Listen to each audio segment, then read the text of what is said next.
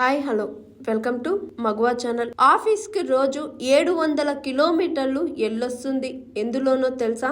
సాధారణంగా మనం ఆఫీస్కు బస్సుల్లోనో కార్లోనో వెళ్తాం. రోజుకి ఓ 20 నుంచి 30 కిలోమీటర్లు ప్రయాణిస్తాం. కానీ మలేషియాలో ఉంటున్న ఓ భారత సంతతి మహిళ రోజు 700 కిలోమీటర్లు ప్రయాణించడం, అది కూడా విమానంలో అంటే ఆశ్చర్యంగా ఉంది కదూ.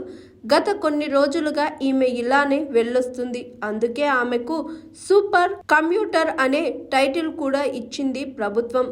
వారంలో 5 రోజులు విమానంలో డ్యూటీకి వెళ్తున్న ఆమె పేరు రెచల్ కౌర్. ఎయిర్ ఏషియా సంస్థలో ఫైనాన్స్ విభాగంలో అసిస్టెంట్ మేనేజర్గా పనిచేస్తుంది ఆమె. ఒక ఛానల్కు ఆమె ఇంటర్వ్యూ ఇచ్చినప్పటి నుంచి ఆమె పేరు సోషల్ మీడియాలో మారుమోగిపోతుంది. ఇంత ప్రయాణం విధులు నిర్వహిస్తున్నా ఇంట్లో పిల్లలతో ఆనందంగా గడుపుతున్నానని చెబుతుంది రెచల్ కౌర్కు 11-12 ఏళ్ల వయసున్న 2 పిల్లలున్నారు. అంతా కలిసి మలేషియాలోని పెనాంగ్లో నివాసం ఉంటున్నారు. రెచల్ మాత్రం కౌలాలంపూర్లో ఆఫీస్కి వెళ్ళి రావాల్సిన పరిస్థితి.